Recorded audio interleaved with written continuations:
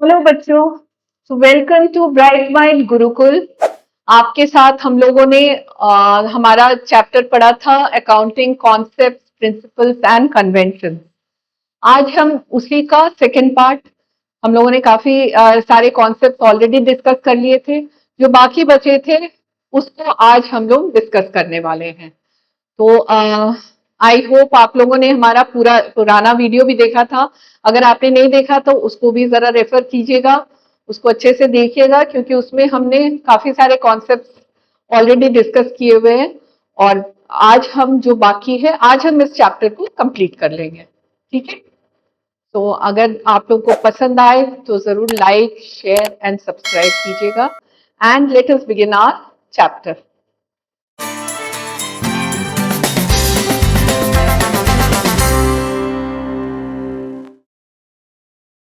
तो हम लोगों ने पढ़ा था, ये आपको शायद याद है, पिछले वीडियो में हम लोगों ने इस चार्ट को देखा था।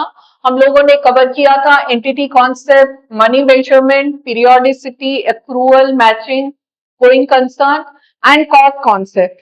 तो हम कॉस्ट कॉन्सेप्ट तक पढ़ चुके हैं। हम आज करेंगे realisation, dual aspect, conservatism, consistency and materiality. Of concept तक हम लोगों ने पढ़ लिया था। So today we are going to start with realisation concept. So what is realization concept? So realization means that we should record the incomes and gains only when they are actually earned, or we are certain that it is going to be earned. So this concept is closely linked with the cost concept. Cost concept में भी हम वही concept use करते थे कि जो हमें realize हो रहा है हम उसी की recording करते थे। So which records the assets at the cost concept में हम लिखते थे कि हम historical cost पे, purchase price पे हम बैलेंस शीट में या हम अपने अकाउंट्स में एसेट्स को रिकॉर्ड करते थे। ठीक है, सो रियलाइजेशन में भी ये है कि even if the value of the asset increases, we do not record the gain unless the asset is sold. So cost concept और रियलाइजेशन कॉन्सेप्ट थोड़ा बहुत मिलता जुलता है, वो भी हम समझा रहे हैं। एग्जाम्पल के साथ भी और भी क्लियर हो जाएगा। So if the value of the asset increases, we do not record the gain, क्योंकि हम एसेट को कॉस्ट प्राइस पे ही, कॉस्ट प्राइस या हिस्टोरिकल प्राइस दोनों सेम है, हिस्टोरिकल प्राइस, इसी दोनों पे हम रिकॉर्ड करते हैं। अपने बुक्स में यही वाला प्राइस पे एसेट्स रिकॉर्ड किया जाता है। तो अगर इसमें कोई गेन हो रहा है, कॉस्ट मार्केट वैल्यू अगर इंक्रीज हो जा रहा है या डिक्रीज हो रहा है, तो हम उसको कोई भी चेंज नहीं करते हैं। ठीक है, unless the asset is sold and the profit is actually realised. अगर हमने सेल कर दिया तो अलग बात है, तब हम उसको करंट मार्केट वैल्यू पे ही सेल करेंगे, तब दिखाया जाएगा। लेकिन जब तक ये नहीं होता तब तक वो हिस्टोरिकल कॉस्ट पे ही दिखेगा। So on the other hand, if the value drops, the accountants may record the loss early just to be safe. जैसे mister x, he purchased a piece of land on 1st January 1995 paying 2000 rupees. तो इन्होंने land purchase किया 2000 rupees पे, asset में उन्होंने show किया। अब उसका आज करंट वैल्यू है 1,02,000 ऑन 31st मार्च 2020 की बात हो रही है, एग्जाम्पल वो है। सो 31st मार्च 2020 में उसकी वैल्यू हो गई 1,02,000। Should the accountant show the land at 2,000 following the cost concept, ignoring 1 lakh, since it is not realized? If he does, the financial position will be, ठीक है। सो हम यही चीज में जो रियलाइजेशन कॉन्सेप्ट है उसमें हम जा रहे हैं कि हम एसेट्स को अपने कॉस्ट प्राइस पे ही दिखाएंगे तब तक जब तक वो सेल नहीं हो रहा है, जब तक उसका रियलाइजेशन नहीं हो रहा है। So land will be shown at 2000। अगर कॉस्ट करंट वैल्यू अभी ये है तो भी हम इसको इग्नोर करेंगे।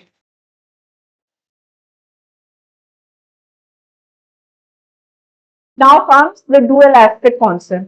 ये बहुत इंपॉर्टेंट है, ये बार बार यूज होता है कि हम लोग अकाउंटिंग करते हैं तो ये कॉन्सेप्ट बहुत यूज होता है, ध्यान से देखना। डुअल एस्पेक्ट कॉन्सेप्ट ये क्या होता है?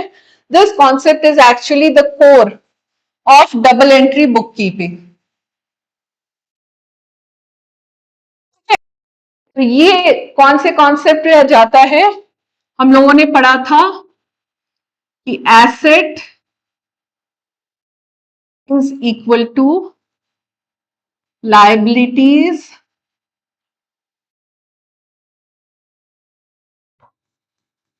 Plus capital. ये हम लोगों ने ये इक्वेशन को पढ़ा था। ये डुअल एस्पेक्ट कॉन्सेप्ट इस इक्वेशन को फॉलो करता है, ठीक है। इसमें कौन काफी सारे कंडीशंस हमने दिखाए हैं, उसमें ये आप ध्यान में रखिएगा इस इक्वेशन को, और उसके बेसिस पे हम इसमें डिस्कस करते हैं। सपोज एवरी ट्रांजैक्शन और इवेंट हैज टू एस्पेक्ट। क्या होता है? It increases one asset and decreases another asset. या तो एसेट इंक्रीज हो रहा है या डिक्रीज हो रहा है। एक एसेट अगर इंक्रीज हो रहा है, दूसरा डिक्रीज हो रहा है, तो ये इक्वेशन सेम रहेगा, ठीक है। It increases an asset and simultaneously increases the liability. Asset increase हो रहा है और लायबिलिटी भी इंक्रीज हो रहा है, तो भी ये इक्वेशन बैलेंस रहेगा। इसी तरह से it increases an asset and simultaneously it decreases one asset and increases one asset. या तो वो ये सिमिलर ही है, ये और ये ऑलमोस्ट सिमिलर है। It decreases one asset decreases a liability, यानी एसेट भी डिक्रीज हो रहा है और लायबिलिटी भी डिक्रीज हो रहा है, तो भी ये बैलेंस रहेगा। It increases a liability and increases an asset. इसी चीज को वो बता रहा है, यानी हमें इस फॉर्मूला को ध्यान में रखना है। डुअल एस्पेक्ट यही होता है कि ये इक्वेशन हमारा बैलेंस रहना चाहिए। डुअल एस्पेक्ट ये इस तरह से कि कोई भी ट्रांजैक्शन अगर हो रहा है, तो अगर एसेट उस ट्रांजैक्शन के चलते अगर एसेट इंक्रीज हो रहा है, तो हमारा लायबिलिटी या कैपिटल भी इंक्रीज होना चाहिए, और अगर ये डिक्रीज हो रहा है तो हमारा ये इक्वेशन भी, ये लायबिलिटीज एंड कैपिटल भी डिक्रीज होना चाहिए, तभी ये बैलेंस रहेगा। इसको हम एक एग्जाम्पल के साथ समझते हैं। सपोज ये हमारा एक बैलेंस शीट का एक फॉर्मेट है, जिसमें कैपिटल है 1,50,000, बैंक लोन है 75,000, अदर लोन है 75, टोटल है 3 लाख। यहाँ पे इसका जो कैपिटल एंड लोन है, इससे हमने क्या खरीदा? मशीनरी 2 लाख, और हमारे पास बाकी 1 लाख, ठीक है। अब ये कंडीशंस देखो।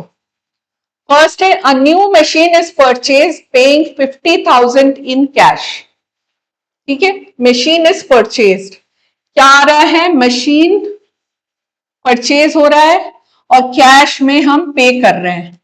So machine increases, asset increases plus 50,000 और कैश डिक्रीज हो जा रहा है -50,000, ठीक है। तो हमारे लाइबिलिटीज में कुछ भी नहीं चेंज हुआ, लेकिन जो इक्वेशन है liabilities plus capital is equal to asset, इसमें क्या हुआ? हमारा एसेट इंक्रीज हुआ और एसेट डिक्रीज भी हुआ, तो ये टोटल हो जाएगा 2,50,000 और ये 50,000। So again it is going to be 3 lakh. आ गया समझ में?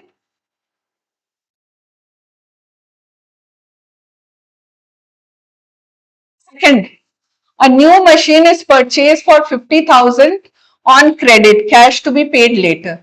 So new machine फिर से हमने परचेज किया है, न्यू मशीन फॉर 50,000 और on credit, cash to be paid later. तो क्या हो गया मेरा, मशीन हमने खरीदा 50,000,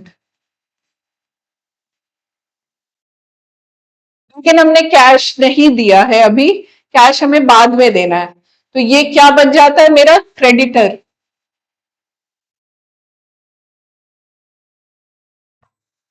क्रेडिटर 50,000, यानी हमें बाद में इसको देना पड़ेगा, मेरे लिए ये लाइबिलिटी है। तो ये 50,000 हमारा यहाँ पे बढ़ गया। So again, if you total, it is going to come 3,50,000. ये भी 3,50,000. Okay. Now, the third is cash paid to repay bank loan to the extent of 50,000. Bank loan हमारे पास कितना है, 75,000, और हमने कितना पे कर दिया, 50,000। तो बैंक लोन मेरा 50,000 से कम हो गया। ओके, और हमने क्या पे किया, कैश, कैश भी मेरा 50,000 हो गया। हम दोनों साइड बाय साइड कर रहे हैं ताकि कोई गलती नहीं हो। यहां से अगर मैंने 50,000 यहाँ पे माइनस किया तो वहां पे भी मैंने माइनस किया, it's equal. Now raise the bank loan of 50,000 to pay off other loan. Other loan को पे करने के लिए रेज्ड अनदर बैंक लोन, यानी प्लस 50,000 एक और लोन लिया है, बैंक लोन। सो यहां पे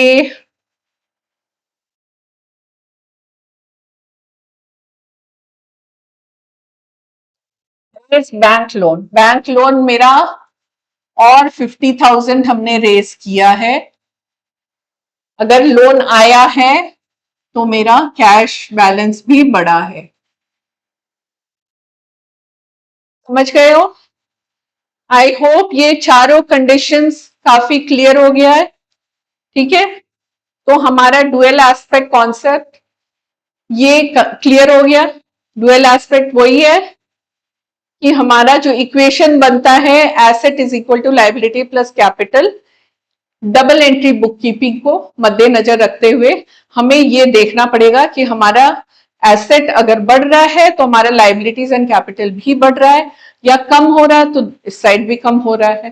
तो इसको हमें फॉलो करके ही रिकॉर्डिंग करनी होगी। ठीक है, कंजर्वेटिज्म, कंजर्वेटिज्म कॉन्सेप्ट। कंजर्वेटिज्म मतलब क्या होता है कि कंजर्वेटिज्म की तरह आप बिहेव करो। इसका मतलब होता है क्या, सतर्क रहो, बी कॉशियस, धीरे धीरे चलो। ठीक है, उतने एग्रेसिव मत हो। So it tells the accountants to be careful and not to record the expected profits or income unless you are 100% sure. Profit को पहले से ही रिकॉर्ड नहीं करना चाहिए unless and until it is realised. आप 100% श्योर है कि हाँ मुझे प्रॉफिट होने वाला है, तभी आप अपने बुक्स में दिखाओ।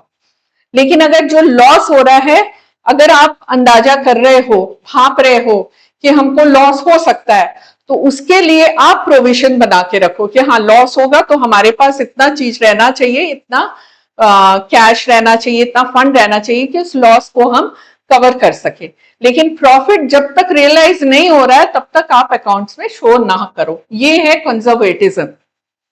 So if there are two values of an asset, one higher or lower, the accountant should choose the lower one. इससे क्या होता है, this helps avoid overstatement of profit and loss और फाइनेंशियल पोजीशन को realistic और safe रखने के लिए। अब है कंसिस्टेंसी कॉन्सेप्ट। कंसिस्टेंसी क्या होता है कि in order to achieve a comparability of financial statement through time, तो अकाउंटिंग पॉलिसीज जो है इस तरह से फॉलो होना चाहिए कि कंसिस्टेंसी मेंटेन रहे। कि आप पहले साल में आप कैश बेसिस पे अकाउंटिंग कर रहे हो, फिर नेक्स्ट ईयर में आप मर्केंटाइल बेसिस पे कर रहे हो, तो उसको कंपेयर करने में दिक्कत होगा। वैसे आपको करना नहीं चाहिए, एक ही चीज में कंसिस्टेंट होके चलो। या अगर आप जैसे एसेट है उसमें आप डिप्रिसिएशन के बहुत सारे मेथड्स होते हैं। तो आपने अगर स्ट्रेट लाइन मेथड आपने यूज किया है, आपने उसको चूज किया है, पहले साल में आपने स्ट्रेट लाइन मेथड से डिप्रिसिएशन को प्रोवाइड किया है, तो उसी को फॉलो करो। इससे क्या होता है कि आपको सालों साल अपने बिजनेस को कंपेयर करने में थोड़ा आराम रहेगा, इजी रहेगा, और कोई भी डिसीजन लेने में आपको आसान होगा।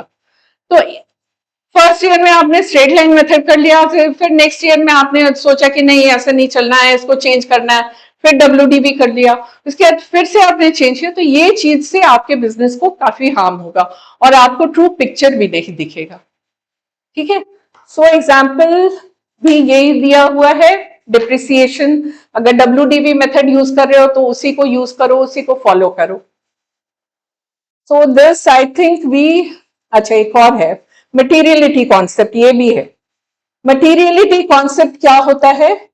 Materiality means accountant should only focus on important information, material items. ठीक है, तो इसको बोलने का ये है कि अगर सपोज बहुत छोटे छोटे आइटम्स पे इन्वेस्ट हो रहा है, जैसे आपने कुछ खरीद लिया, स्टेशनरी खरीद लिया, कुछ पेन्स खरीद लिया, आपने 100 पेन्स खरीद लिया अपने ऑफिस के लिए। अब वो पेन हो सकता है कि साल के एंड में आपके पेन्स कुछ बच भी गए जो आप नेक्स्ट ईयर भी यूज करोगे, तो उसका नेचर क्या हो गया? फिर आप अगर नेक्स्ट ईयर भी यूज करोगे तो वो एसेट हो गया, लेकिन उसकी वैल्यू इतनी कम होती है तो उसको आप खर्चे में ही डाल दो। यही कॉन्सेप्ट यही बताता है कि अगर वो बहुत मटेरियल आइटम नहीं होता है तो उसको आप खर्चे में भी डाल सकते हो। ठीक है, so suppose your company buys stationery worth 1000, some are used and some are unused by the year end, so technically unused part is asset, लेकिन ये इतना छोटा होता है कि उसको खर्चे में ही आपको यूज कर लेना चाहिए। ठीक है, so I think we come to the end of this chapter, accounting concepts, principles and conventions। so मुझे लगता है काफी थ्योरी हो गया है और ये पूरा थ्योरी चैप्टर है, इसको अच्छे से आप लोग एक बार फिर से गो थ्रू, काफी आसान भाषा में मुझे लगता है मैंने एक्सप्लेन किया है। दोनों वीडियो को फॉलो कीजिएगा, ये पूरा चैप्टर आपका कंप्लीट हो जाएगा। So thank you for today.